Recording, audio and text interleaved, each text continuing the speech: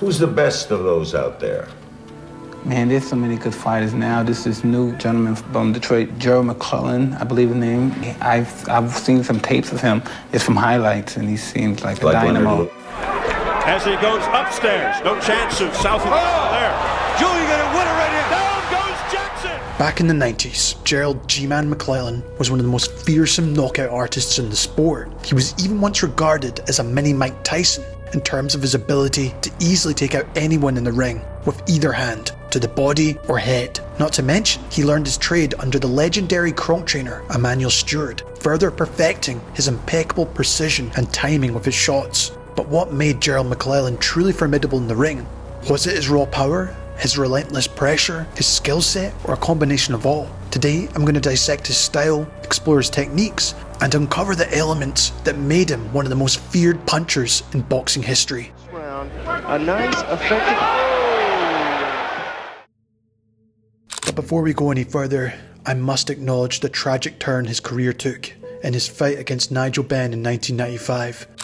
McClellan suffered severe injuries that ended his career and left him with lifelong disabilities. This is my breakdown and tribute to one of the greatest punchers we have ever seen.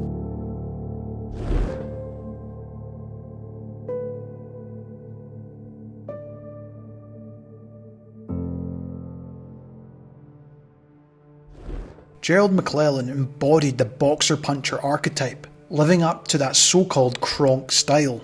This style emphasised strong fundamentals with a focus on offensive prowess, always seeking the knockout. And while he prioritised aggression, McClellan wasn't defensively negligent, but I'll touch on that later. G-Man was also adept at utilising all the primary punches: the jab, the cross, the hook, and the uppercut. And all these punches were the cornerstone of his arsenal, leading to the ultimate goal in the ring: securing a knockout. Emanuel Stewart couldn't put it any better in terms of what he wanted from his fighters, and G-Man certainly lived up to this. My attack for all of my fighters is a solid left jab. The jab is my key, but ultimately I want the knockout, and the jab will set up the big punch.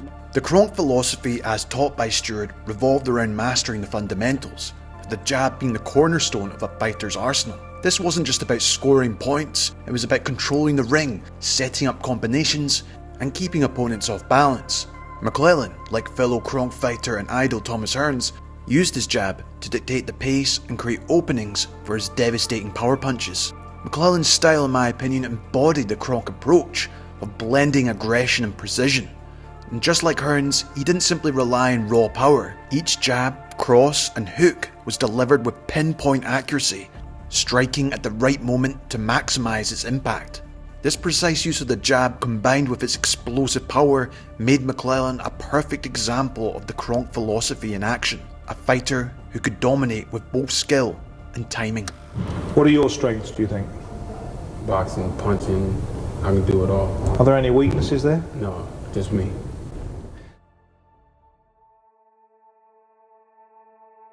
To fully appreciate Gerald McClellan's power, we need to examine his stance and guard, as his stance was a blend of solid fundamentals and great use of body mechanics in terms of positioning. However, you can't deny he had natural athleticism and a longer reach which helped with this. Furthermore, refined through the years of training under Emanuel Stewart at the Kronk Gym. And fighting out of an orthodox stance, McClellan maintained a solid base, enabling efficient footwork that allowed him to attack and defend with ease. His stance supported smooth forward and backward movement, complemented by lateral agility to evade danger as well. Typically, his left foot was flat at a slight 45-degree angle, while his right heel was always raised about 2 or 3 inches, ready to launch powerful shots at any given moment. Julian getting his head of steam up, and I'm sure Emmanuel's... Both knees were also slightly bent, providing that extra flexibility and balance. This setup ensured perfect body balance and seamless coordination between his hands and his feet. But moving up the body in terms of his guard, McClellan favoured a basic, longer lead hand position with his head off the centre line. He used a more relaxed lead hand, enabling him to quickly jab or frame with it, while his right hand usually had his palm facing towards his opponent, just in front of his chin or slightly to the side.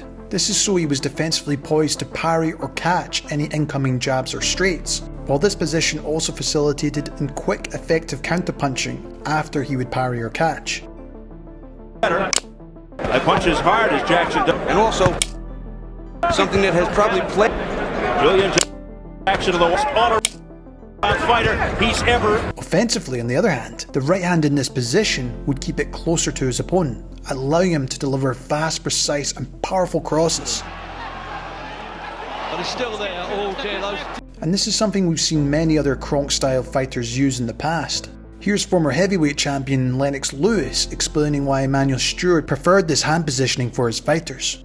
Manny basically came into camp and showed me a couple of things that I didn't know. Like, for instance, because of the fact that I used to fight smaller guys and they used to be hookers, so I had to make sure that my right hand was up all the time. So I used to keep it up here, Manny came into the camp and said, "Why are you keeping your hand up here?" He said, "If anybody throws a hook, you can move your hand 2 inches, can't you?"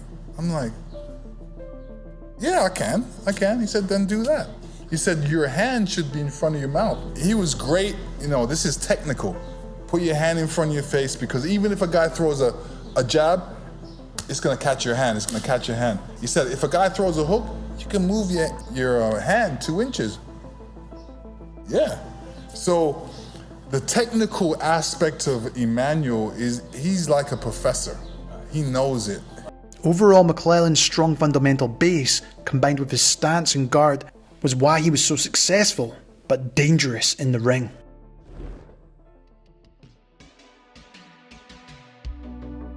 As you'd expect from a long-range fighter like Gerald McClellan, the jab was arguably his best weapon, a hallmark of the greatest champions.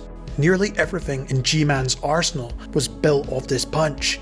He used the jabs in various forms, and it was instrumental in setting up his devastating power shots. As I mentioned in the stance section, Mclellan often kept his jab closer to his opponent, throwing hard, snappy jabs. He also employed sticky or posting jabs, leaving them in his opponent's line of sight to obscure their vision and set up his power punches, a tactic famously used by his fellow Kronk fighter and idol Thomas Hearns. But here are some of the variations of how Mclellan employed his jab. He would use the power jab, a forceful jab that acted both as an offensive and a defensive tool as he stepped in to cause damage. He'd also double up the jab, but used it in various ways to either help push back his opponents, set up his power shot, using it to occupy his opponent as he tried to reposition himself to the centre of the ring. McClellan, by jumping on him as quickly as he did at the opening round, just took everything out of him. Or he would target different areas of the guard to create openings to the body and the head. In Freeport, Illinois, grew up in Milwaukee. McClellan does with the jabs. The up jab or flick jab were also common with him, thrown from a lower position out of his opponent's line of sight, quite often catching them off guard. Another move taken from Thomas Hearns. Decisions to Dennis Milton and Ralph Ward, back to back. Julian Jackson's lone defeat, 1986 against Mclellan. While the body jab was also another consistent action he would use. Aimed at the midsection, the jab would help to disrupt his opponent's rhythm, sometimes even lowering their guard to create openings for headshots. This in turn meant he could feint to the body before going up top. Big right hand just barely misses, and that's the right nailing Gordon on the jaw and following it up with another right. While he was also very good at feinting with the jab, using it to gauge the distance and also create reactions from his opponent, so of course he could set up his shots. And because of these feints and his use of the jab, sometimes it would disguise the lead hooks by throwing it off the jab. Set up his offense.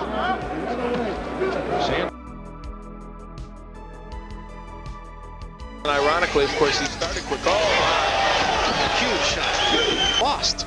You'll see the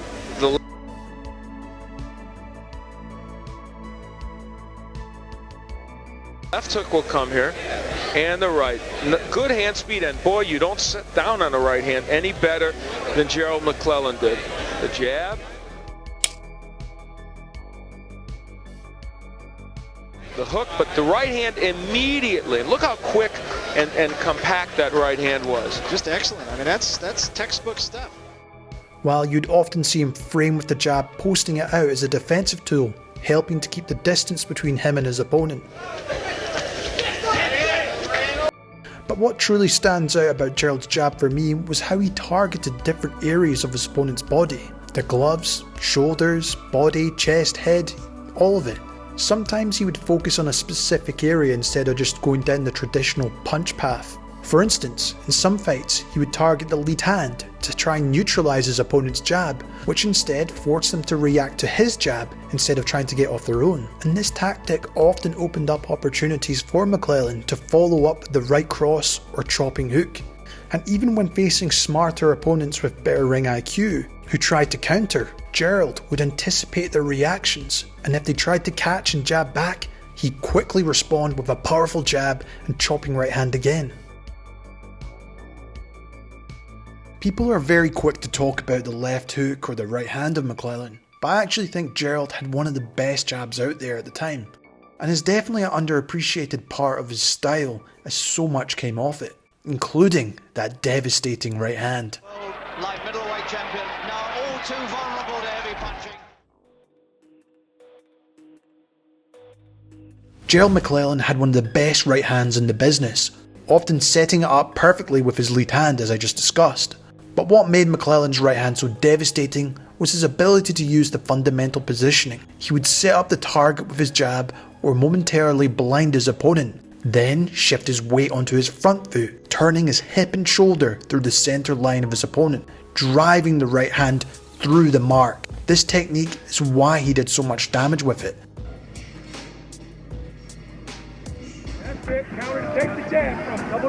Good left there by Mitchell. Yeah. This fight's over. Right, and that's it. This fight is over, and this man is hurt right now. Unfortunately, Dr. Tim Ward's going to have to jump into the ring.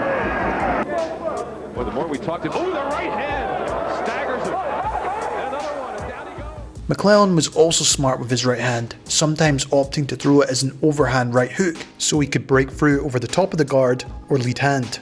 Rounds if he can. McClellan fast started and knocks him down. I mean, that's fast.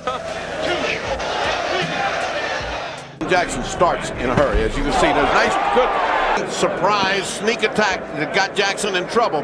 Jackson's just trying to get organized. Now watch that right hand, and that's what got him right hand crazy. That right hand put Jackson in trouble. Take a look at the second one, Bobby. Well, I'll tell you what McClellan said he was going to do is use the jab, wait, and bang. Over the top, there it was. But as a round... He also frequently used a chopping right hand, a technique his idol Thomas Hearns employed throughout his career. This move, which he trained with Emanuel Stewart, is often used by taller fighters or when an opponent dips to a lower position. For McClellan, that chopping right hand was effective at close range, as he would often frame off his lead hand before throwing it. Sometimes the blow would purposely land with the harder palm of the glove rather than the knuckles, chopping down on his opponent's head. This punch often finished with the arm in an upside down L position, showing that it was driving through the opponent's head or target. There's no denying that Gerald put everything into this punch whenever he threw it. Better stage of his career than Jackson. Oh, good right hand already. What a puncher he's proved in the past. Oh no, he's not going to get over this opening round, Jim. This really is a turn. He's looking for the finisher. He's ducking very low, Jim, below the waistline, and he looks as though he's done him in the opening round, and we thought this might happen. The display at Edge was his tremendous fighting heart, staying in there when many fighters would have gone out and stayed out. But the punches thankfully went landing cleanly on the chin. There were stunning punches to the top and to the side of the head, but not punches on the chin. If those punches had been on the chin, the fight would be over already.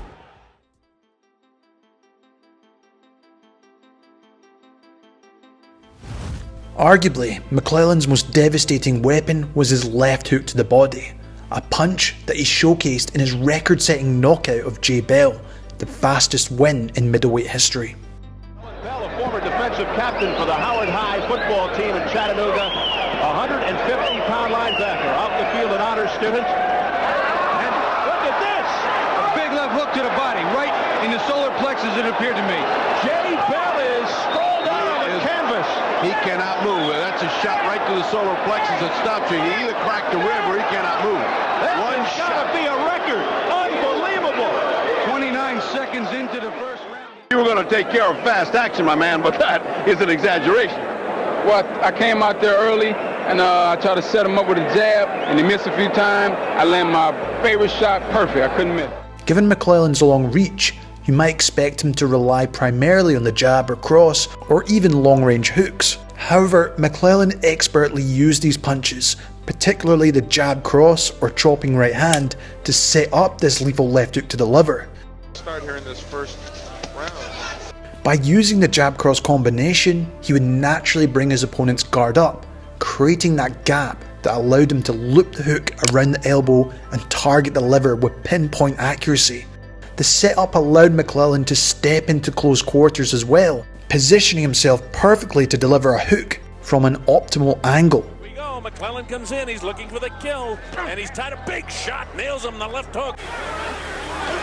Oh, goodness me, once again there. At times he would even lead with the left hook, stepping in to generate the leverage, ensuring it landed with maximum power. The key though for the effectiveness of this punch in my opinion was the body mechanics used. After throwing a cross, McLellan naturally would transfer his weight onto the front foot, positioning him perfectly to follow up with the left hook. By twisting and rotating the hip into the punch from this lower position, he was able to generate tremendous power. It was a perfect blend of technique and body mechanics, making that left hook to the liver a truly devastating weapon.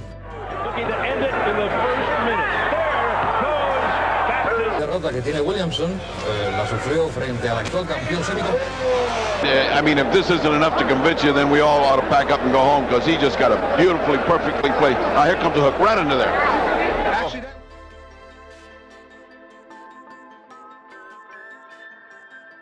When we think of Gerald McClellan, his defensive skills might not be the first thing that comes to mind. However, he was more than capable in this area, particularly with his longer arms and style of fighting.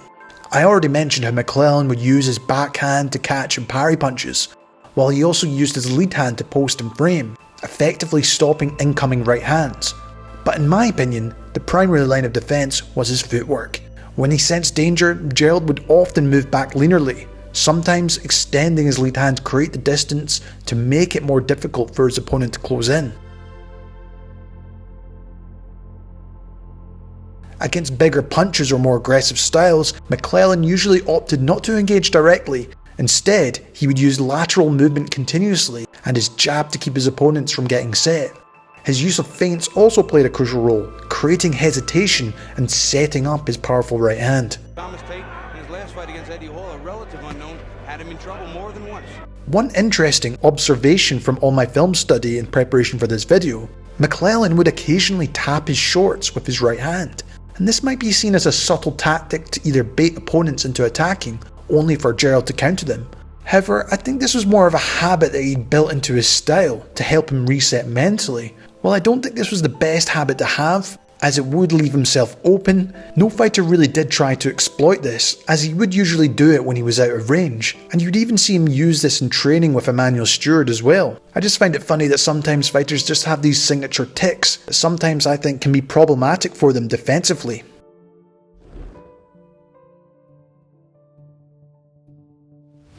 Despite his many strengths in the ring, Gerald wasn't without his flaws.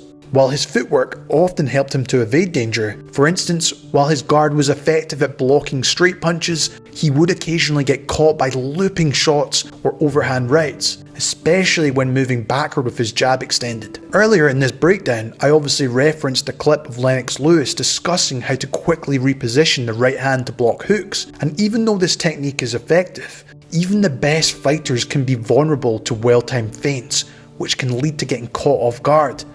And in McClellan's case, these were the types of punches that would occasionally slip through his defense. And the reason I wanted to point this out was a reminder that no style, stance, or guard is perfect. Every fighter has flaws, and different situations in the ring may very well expose those weaknesses in the guard. McClellan's style was high risk at times, but it was compensated by his excellent footwork, solid jab, and devastating punching power. But it's more of a reminder that everything is situational in boxing. Nothing is perfect at all times, and sometimes just using the solid fundamentals can get you out of more danger instead of trying a technique you've never used or practiced before. fight's gonna go that long. I mean, the way I train and the way I punch, the heart I got, and the mind I have, my fights probably will never go past 2 or 3 rounds. Look at the man's record. Had 20 odd knockouts in the first round. Guy was a dangerous #1 hit man in America. One of the most remarkable aspects about G-Man's career, though, was his ability to finish fights. With 28 wins inside 3 rounds and 31 wins in 34 fights, his record speaks for itself. As I mentioned earlier, McLellan had perfected the body mechanics and techniques to knock out just about anyone. The fact he knocked out one of the hardest punchers in boxing history, Julian Jackson, twice, is a testament to how powerful McLellan was. And if you've ever boxed before and you've knocked someone down or knocked them out, you will understand the satisfying feeling you get when you do so. And this was something clearly Gerald liked to do. When you hit somebody and knock them out, knock them unconscious, and you can tell before the person falls that he's on his way down. When I land a good shot, a right hand or left hook, you know, it's a good feeling. You know, it's like, to me, knocking somebody out is like, it's like having sex, you know what I mean? It's a good feeling. I think as well he had that mean streak both inside and outside the ring as well, which made him one of those fighters who could smell fear in his opponents, while he had the power to back it up. Right this minute. And there's a minute left to go. Can McClellan finish him off? He's down again. He's not going to make this, Bobby. He's not going to make this. It's over. It's over. Mills Lane has stopped the fight. And Gerald McClellan has upset Julian Jackson, and he is the new WBC middleweight champion.